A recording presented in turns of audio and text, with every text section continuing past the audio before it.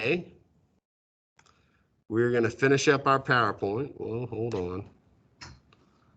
God, technology is so hateful, guys. I'm telling you. Nothing ever works quite how it should. That's all right. We're going to adapt and we're going to overcome. All right, so today we're going to finish up the PowerPoint. We also have a couple of what I think are pretty darn interesting video clips.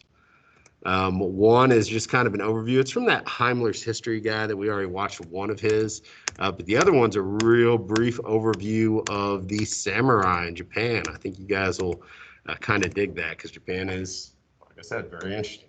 If you weren't here yesterday or you missed something, let me get the screen up. Started yesterday. We had our vocabulary. This does need to be copied down. It does need to go into your notebook. Throughout our discussions, how does it look like that? Oh my God. I don't want it to look like that. Let me see, display settings. Give me just 1 second. You guys are first period. You're going to get this sometimes. You're going to get weird stuff. All right, there we go. Anyway, we started off, we had the vocabulary. These are the last things that need to be in your notebook for Friday's notebook check. Again, there is the list back there of everything you need. If you want to take a picture of it, it's fine. That also should be available for you to check out on Canvas under tomorrow's date. The list, the same list is on there. If you miss some time, you're going to need to go back to those dates, review the material, whether it's a video or a reading assignment or PowerPoint or whatever, and you need to get that stuff squared away for sure. So for the remainder, oh God, why? Why? One more time. One more time. We're going to make this happen. There we go. I whited out the stuff that we talked about yesterday. So obviously don't be on the lookout for those things. We'll discuss bureaucracy, but that was actually in an earlier assignment, so I'm not going to worry about that. Most of my classes, we discussed Grand Canal, but with this one, we will make sure we get into that. Really, the only thing you guys got yesterday was filial piety. Everything else is coming today. So we're coming hard, we're coming fast. It's going to be an interesting day full of all sorts of good information. And by the end of it, my goal is that you will know all that you need to know about East Asia during the year 1200. Remember, retake opportunities for the test at the beginning of the week. You need to fill out that retake request form, submit it. That'll kind of tell me who wants to retake the test and who doesn't. After that, I will open it up on Friday after school. You'll have all weekend to get it done. I already said your notebook is due on Friday. That's going to factor in a test grade. That's a big deal. And of course, you do also have your extra credit opportunity. So take advantage of those things. If you're struggling, there's still a lot of things that you can do. Anybody need to take a picture of this or anything? Because we're about to move on. Okay. So where we left off yesterday, we had talked about, just kind of an introduction to China in general. We showed you some of the key dynasties throughout China's history. We went over a lot of their inventions, innovations, new ways of doing things. That is one of the things, that's one of the continuities in China's history. They are usually at the cutting edge of technology. Usually they are the most sophisticated, most technologically advanced civilization throughout history.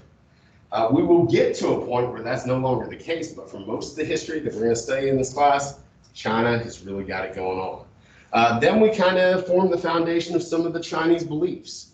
We'll address Buddhism a little bit today, but those two central belief systems that were born in China, Confucianism, Taoism, they have a great historical impact on everything moving forward.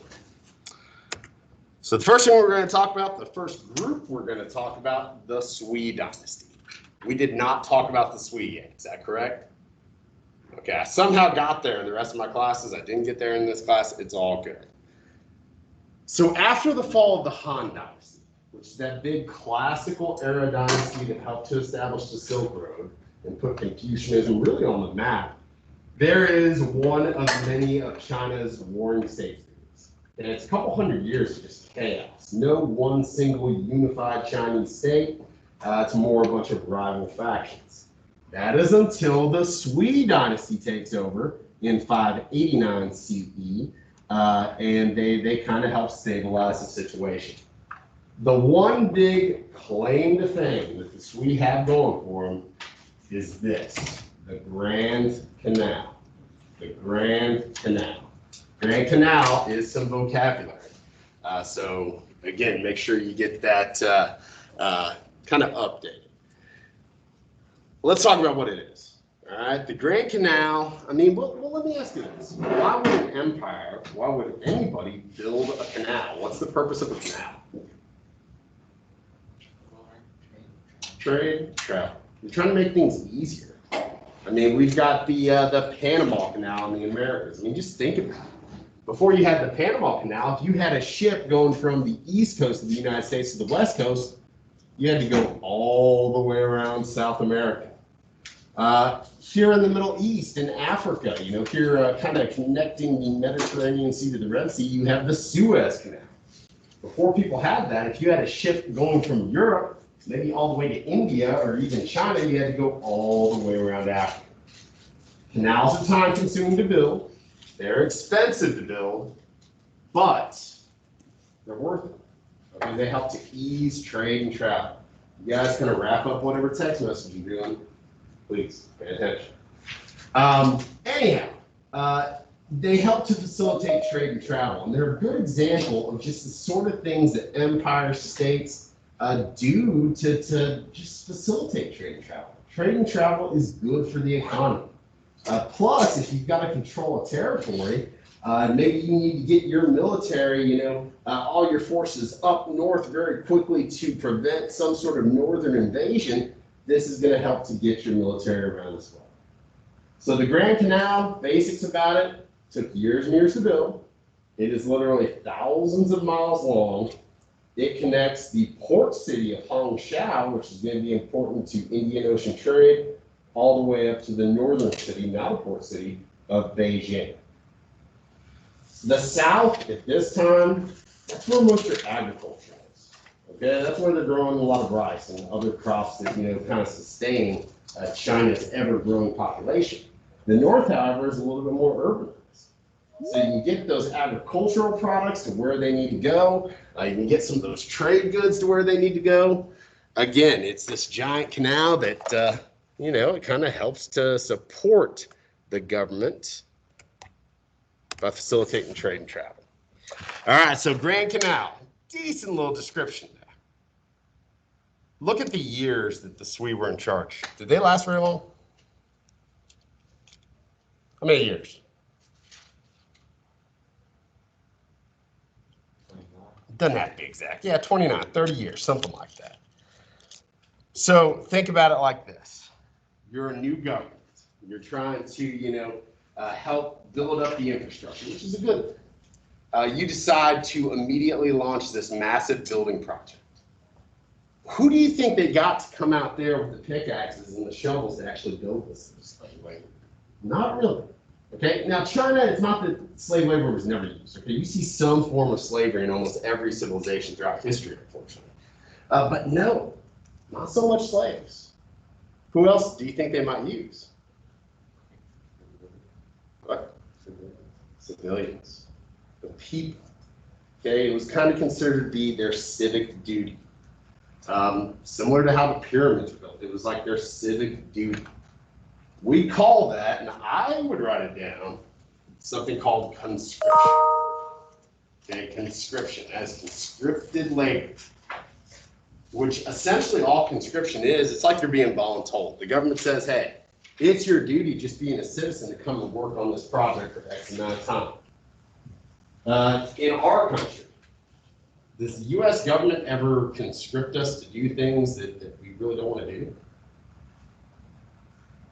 Think about it. Like work.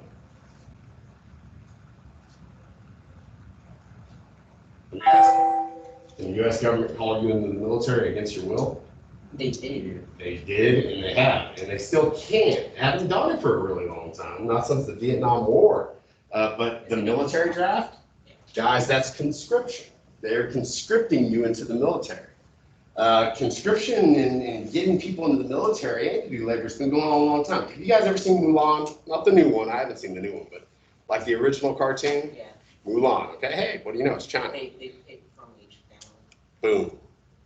Think about the whole story. Okay, there's a northern invasion, these nomads from the north. I think in that movie it was the Huns, which were a real group. They're coming in, they're causing problems. The emperor needs to build up his army very fast, so he sends out his emissaries to all the towns, all the villages, and he says, hey, we need one male from every family. And the only male in Mulan's family was Dad, who's kind of old and has a busted up leg. So she has to challenge the patriarchy, another thing that we've talked about, dress up like a man and go fight. She's a hero in the process. But yeah, that's conscription. And we're going to bring this up all the time. I probably should have added it as a vocab term, but it's going to come up so often you will just kind of learn to recognize it when you see it. So the Swedes come in and they conscript thousands upon thousands upon thousands of laborers to go out there and dig this enormous canal. How do you think the Chinese government paid for it? Where's that money coming from? Taxes.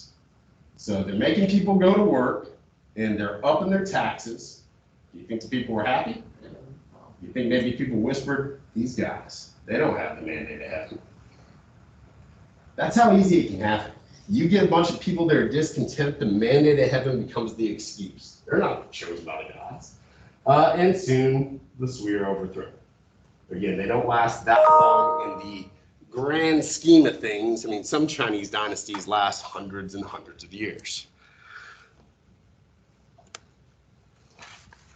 The next dynasty was much more successful.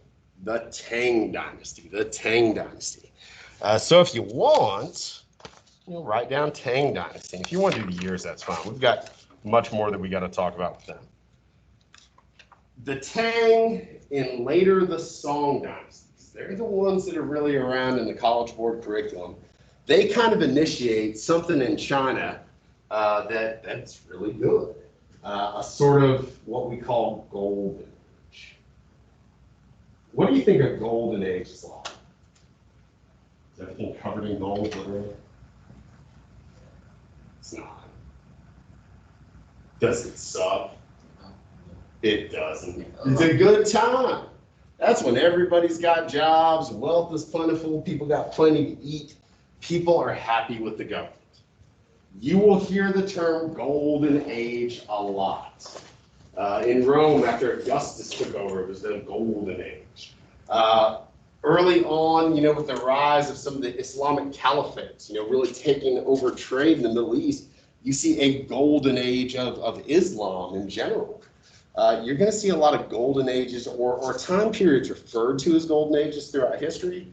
And again, all it is a time period of peace, prosperity, wealth. Things are going pretty good. It was really during this time period that China, Tang and really the Song dynasty, enter a period of what we call proto-industrialization. What do you guys think that is?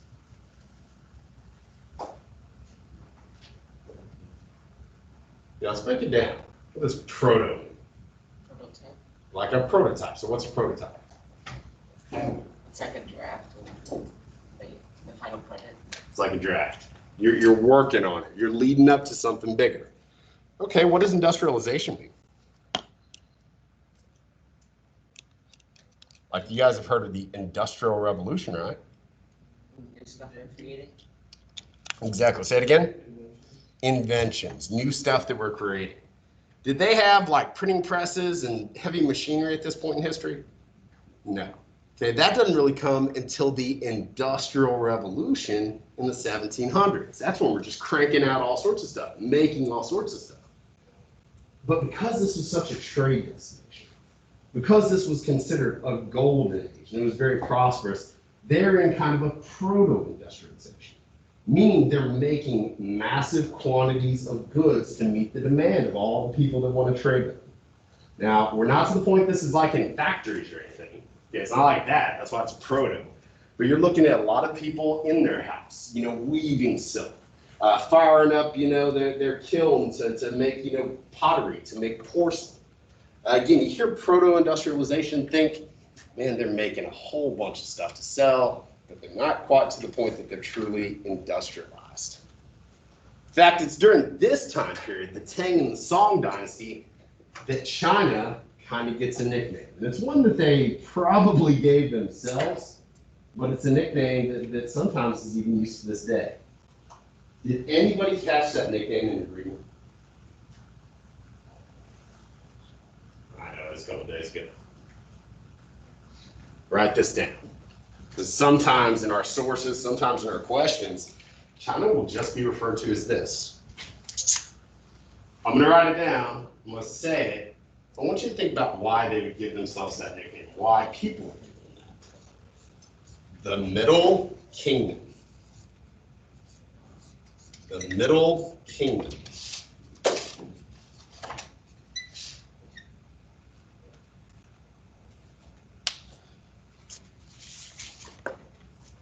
Why do you think they would be called the Middle Kingdom?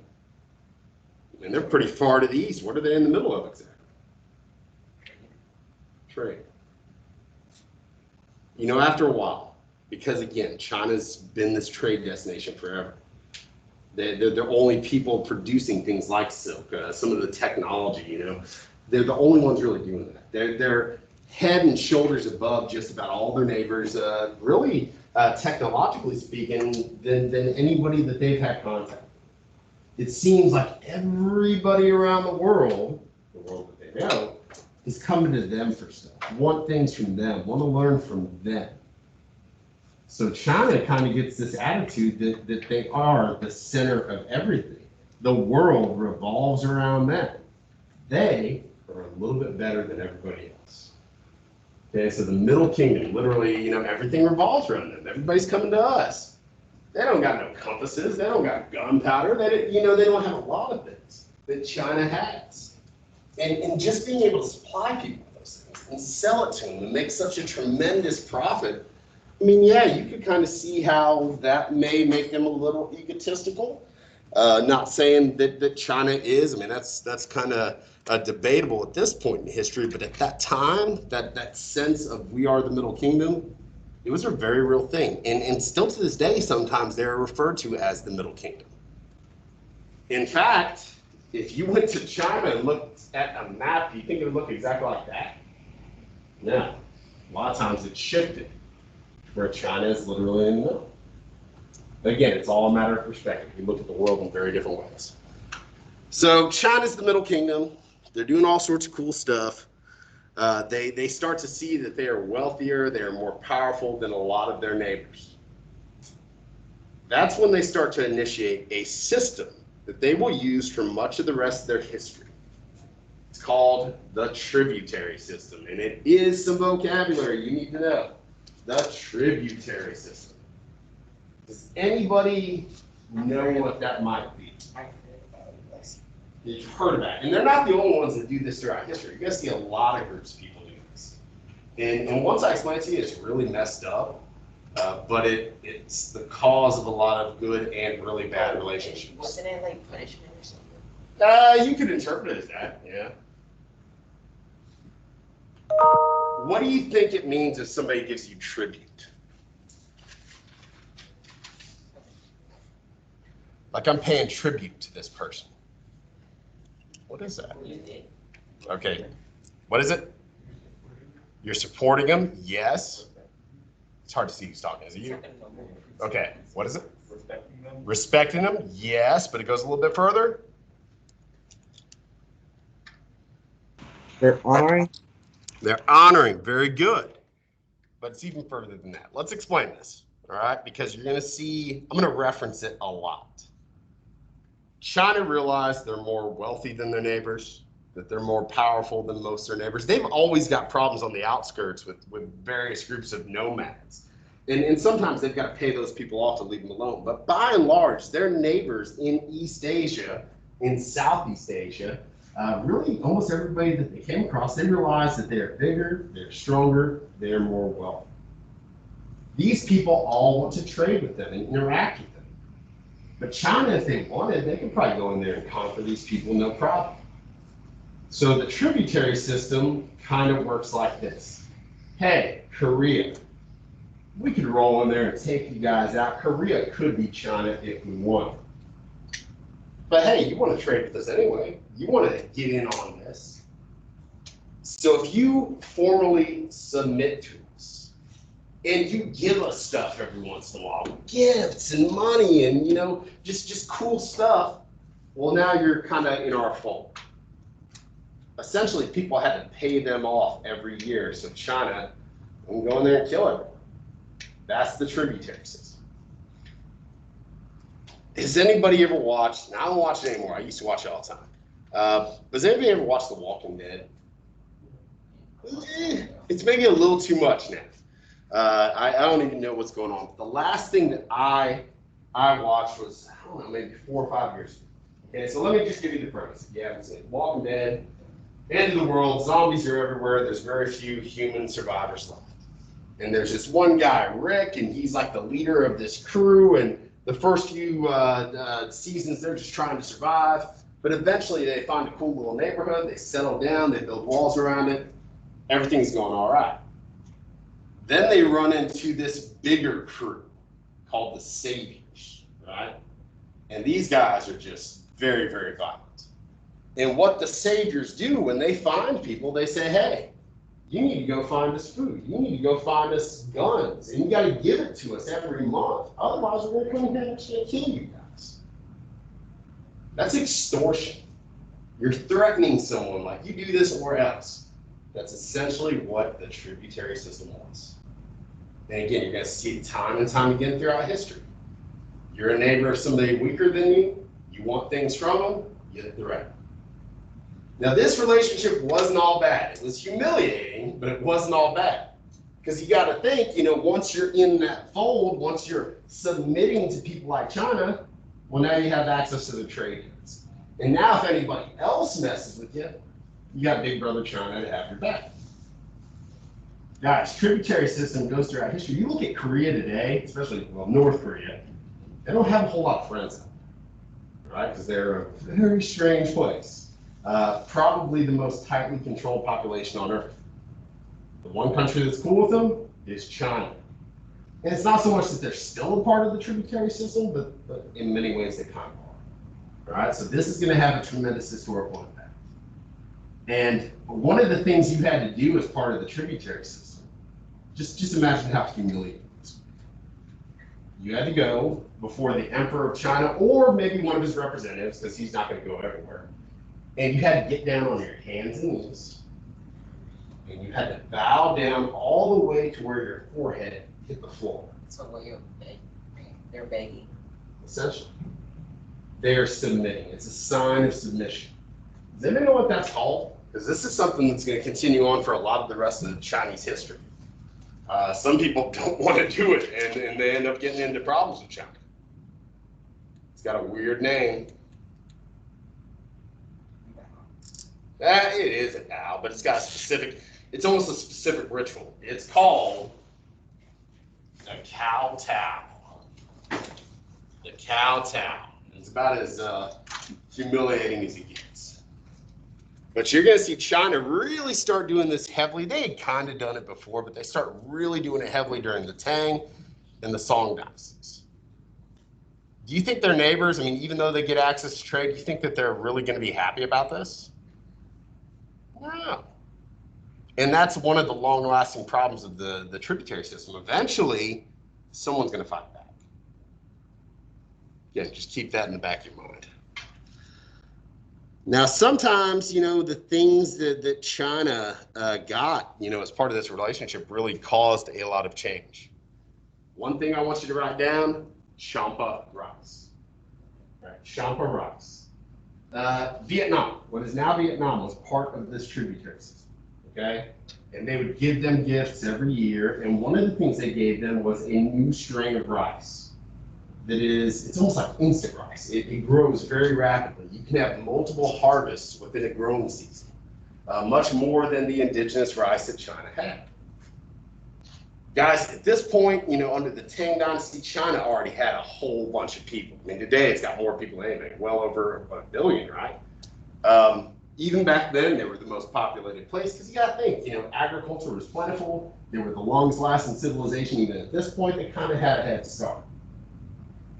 With the introduction of champa rice, by the time you get to the Song Dynasty China has 40% of the world's population. Just that one place. It's pretty astounding. And is it all champa rice? No. I mean, there were expert farmers. They created terraces for agriculture, which other people have done it, but that's when you kind of cut these stair steps into the side of a hill or a mountain to give you a level surface to grow on. But man, with all this food, with this proto-industrialization, with the tributary system, China is doing very, very well for itself. Like I said, it's a golden age. Now, one of the things that really spreads in China during this time period is Buddhism. Buddhism, guys, had been in China for many years at this point, but it was kind of on the fringe.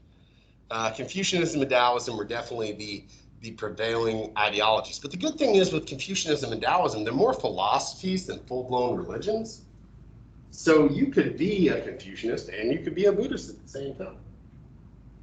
During these years, and I got the exact year written down, I think, but during this time period, during the Tang Dynasty, about 629 CE, this Chinese Buddhist monk, whose name is Junzang, which I may be messing up his name.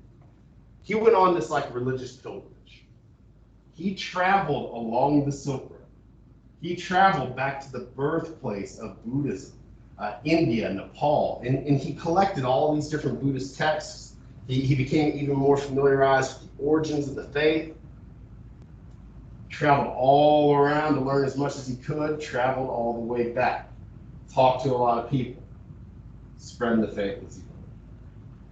Now, obviously, there's a lot of reasons that Buddhism gets popular. But this is one guy, especially when he comes back and writes about his journeys. And remember, the Chinese have block printing, so they can duplicate that. This can be widely dispersed. He's one of the many reasons that Buddhism gets so widely spread. But here's the thing. Buddhism originally is more of a philosophy than anything. It's very atheistic. Not the Buddha is not considered originally a god. But the weird thing is, as religions travel, and this happens to every single one, they change. All right. As it traveled more to the east, it does become more religious. This idea of nirvana, enlightenment, becomes something a little bit more akin to heaven. And that's when you start to see branches of Buddhism be born. You've got Mahayana Buddhism, which is a little bit more religiously based. You've got Theravada Buddhism, which is really just all based on meditation and self-reflection. You've got Tibetan Buddhism. You see Buddhism kind of combined with elements of Taoism. You get Zen Buddhism. The list goes on and on. But that is something to consider. We call that syncretism. When religious beliefs, when belief systems in general combine, syncretism, because they mix. And that is something you're going to see throughout history with every religion that we're going to discuss. Next, we got the Song Dynasty. And they're the ones that, really set the tone for East Asia during the 1200s. These guys eventually will be conquered by the Mongols, like everybody else in Asia. But, again, they really take this golden age to new heights. The Song Dynasty. First, they greatly expanded the government bureaucracy. You guys have heard that term bureaucracy, right? It's a weird word, okay? All it means is a government or some sort of business or some sort of entity that's got multiple divisions. You look at a school, we're a bureaucracy. You got your teachers, you got the counselors, you got the administrators, you got the janitorial staff. We all help this place run, but we do different jobs. That's all bureaucracy is. If you want to build a pergola or something in your backyard, you're going to learn about bureaucracy. You got to go to the city offices, you got to talk to this guy and this paperwork and that paperwork. That's what bureaucracy is. And pretty much all governments throughout history design bureaucracies to more effectively manage their government, manage their territory, manage their population. The problem is with the song, it probably got a little bit too big. People that probably had no business being in charge, like military affairs and whatnot, ended up getting some of those responsibilities. And again, it got kind of complicated. During this time period, and really this goes all the way back to the Han Dynasty, Confucianism, being tested, civil service exams. That's how you get a job in government. Hiring the most qualified person, this is another vocabulary term, it's called a meritocracy. Get a job, yeah, it's on the first sheet. A meritocracy. You are selected for leadership. You are selected for advancement based on your qualifications rather than just to your dad, right? Meritocracy. And with this sort of system, you do have some social mobility. And really, you know, other than the imperial family, those government workers, you know, become some of the most highly paid and highly respected people in the nation. Song Dynasty invented most stuff. Do you have a question? Civil service testing. Like, they got to take a test to get this job, which falls right in line with what Confucianists say, you know, pick the person best for the job who can fulfill that obligation the most aptly. Song Dynasty invented a bunch of stuff that really kind of helped them thrive, really increase that era of proto-industrialization. We talked about this, but these are things specifically that came out of the Song Dynasty. Block printing, the magnetic compass, gunpowder. The first guns in the world were likely built during the Song Dynasty. And something really easy, it's common sense, but you know, it really helped to facilitate business transactions, paper money. Now we'll get to this at a later date. You know, China and East Asia in general, Japan's the same way. You know, you'll see over time social hierarchies change all over. But for whatever reason, in China and Japan, the merchants, even though sometimes they're the richest people, and they're the people that sell stuff, they're usually at the bottom of society. Because as far as like a cultural outlook, you know, as far as the esteem that they're placed in, they're kind of seen as bottom feeders. They just buy and sell goods, whereas all these other people work the land, they create, they govern. It's kind of weird. Usually throughout history, especially after we progress further and further, especially in the West, merchants are sometimes at the very top of the social hierarchy, the businessmen, because they're making that money, and wealth sometimes kind of implies a certain amount of privilege. But in China, in Japan, some other countries, nah. Doesn't matter how rich you are necessarily. As far as the sort of level that they look at you at, not very good. Okay, I'm gonna show you the grossest thing ever. It's not inappropriate, but it is really messed up.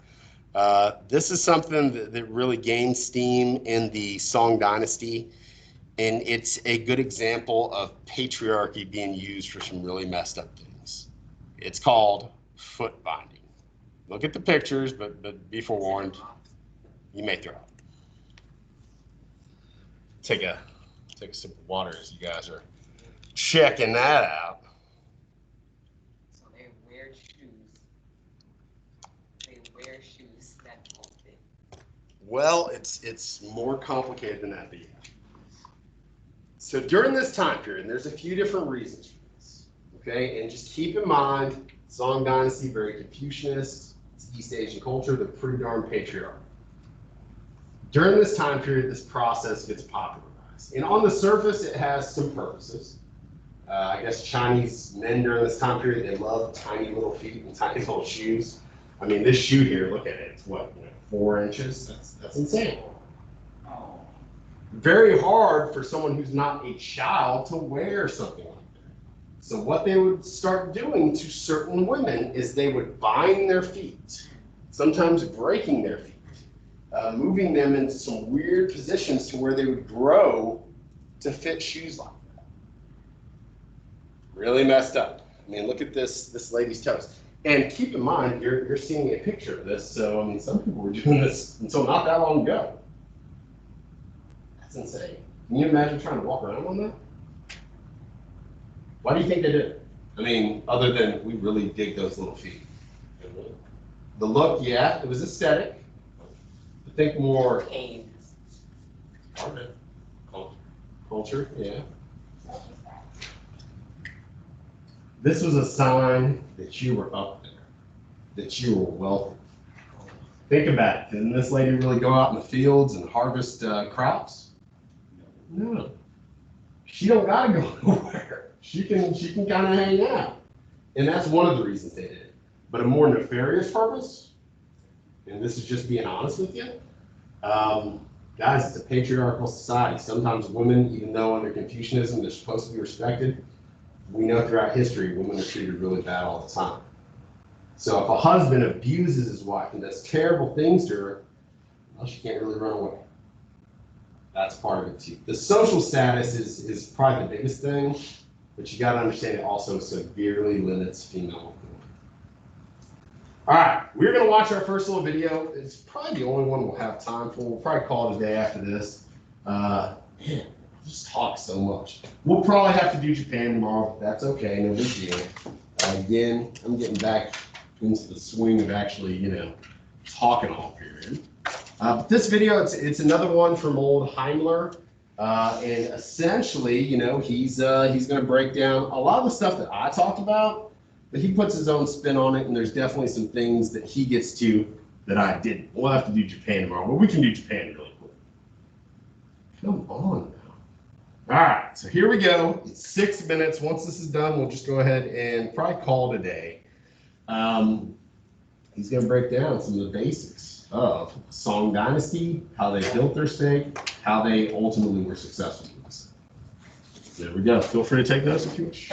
Well, hey, everybody, and welcome back to Heimlich History. In this video, we began our exploration of AP World History proper. And what better place to begin than by figuring out what was going on in China from 1200 to 1450. Let's get to it. Now, in terms of world history, China has always been kind of a big deal. For all sorts of reasons that will become clear in the span of this video, China was kind of like the Texas of the ancient world. Don't mess with China. So by 1000 CE, China was still the world's preeminent power. By 960, China was split into regional kingdoms as the power of the Tang dynasty was gradually waning. Now let me introduce you to Zhou Guangyin. He was the ruler of one of those kingdoms and took it upon himself to gather all of them up into a unified dynastic empire known as the Song dynasty, which remained in China from 960 to 1279. When it comes to state building, the Song rulers knew what they were doing. Building on the innovations of the Tang dynasty, the Song emperors would build a state structure that would last well over 1,000 years. And here's what that state structure looked like. They divided oversight of that state into 6 departments: personnel, finance, rights, army, justice, and public works. And then overseeing all of these departments was the censor, who made sure that no one in these bureaucratic departments was behaving like a turd. If they were behaving like a turd, they got flushed. One of the chief things that helped organize the Chinese government during that time was Confucianism. And this would be one of the great continuities in Chinese culture over the years. So what you really need to know about Confucianism is that according to Confucian thought, when they looked at the world, they understood reality as fundamentally hierarchical. Everyone has their different place in society, and it only works if everyone in their place behaves rightly. The people had to be subject to their rulers, women had to be subject to their husbands, children had to be subject to their fathers. Now, as such, one of the major achievements of the Song government, deeply influenced by Confucian ideals, was the revival of the civil service examination. This was a test that you had to pass in order to work in the imperial bureaucracy. And a major part of that exam was being well versed in Confucian ideals. And the implementation and the expansion of that exam had the effect of shifting power from a hereditary form of aristocracy to a new class of scholarly leaders. And now, with such a highly organized government, the Chinese empire could focus on what every empire wants to focus on, namely the accumulation of the boom boom. Chinese merchants participated heavily in the robust system of long-distance trade across Afro-Eurasia. Okay, stop. What is Afro-Eurasia? Despite what it sounds like, it's not Eurasia with the 70s style haircut. It's referring to the African, European, and Asian landmass, which when we're talking about world history, we often treat as an interconnected whole and call it Afro-Eurasia. So as I was saying, Chinese merchants crisscross Afro-Eurasia, carrying goods to be bought and sold in mass. The result of this trade was an increasingly commercialized Chinese society. And what that means is this. For a lot of world history, people produced goods for their own personal use, or if not for their own personal use, then for use in the general regional area. And when I say that the Chinese society is becoming more commercialized, what I mean is that now people are producing goods not for their own personal use, but for use and sale in distant markets. As a result of this, Chinese manufacturing flourished during this period. For example, China's iron production in 1200 rivaled Europe's iron production in the 18th century. But I get ahead of myself. myself. But by the 11th century, all right, stop again. When I say the 11th century, I mean the 1000s. The 12th century is the 1100s, the 13th century is the 1200s, and on and on and on. Okay, we good?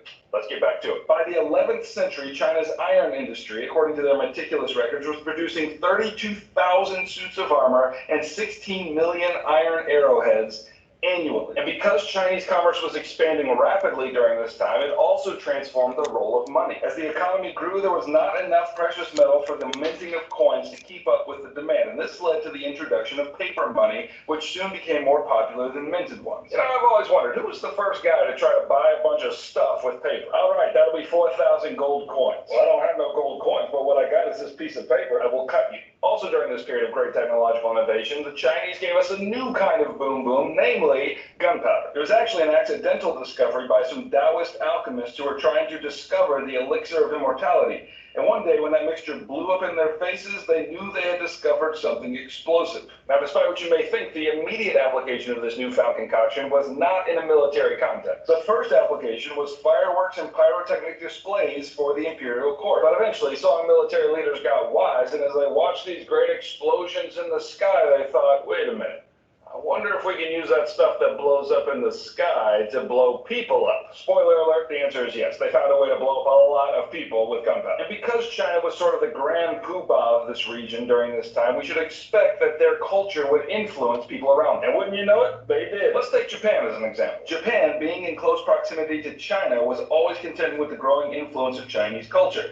And the Japanese worked hard to form their own identity in order to keep from getting swallowed whole by Chinese influence. Even so, China's influence was all over Japanese culture. For example, here's a picture of the architecture in Japan's capital city, Heian. And here's a picture of the architecture in China's capital city, Chang'an. I'm just kidding, that's Heian and that's Chang'an. How did you not catch that? The point is, as much as the Japanese tried to resist Chinese influence, if you were standing in their capital city, it'd be hard to know whether you're standing in Japan or China. Now, let's briefly talk religion. Now, because China was at the crossroads of major trade highways, there was a significant fusion of cultural and religious influence. And that means that China was not only influencing other people, but they themselves were influenced as well. And maybe one of the most significant influences was Buddhism. Buddhism, of course, came to China from India, but new forms of Buddhism found their way into China along those trade routes. There was a Vietnamese form of Buddhism known as Mahayana Buddhism that was maybe among the most significant. Now, Buddhism in its original form was strictly atheistic. But the All right, we're going to pick up where we left off tomorrow. We'll handle Japan. Should be pretty brief.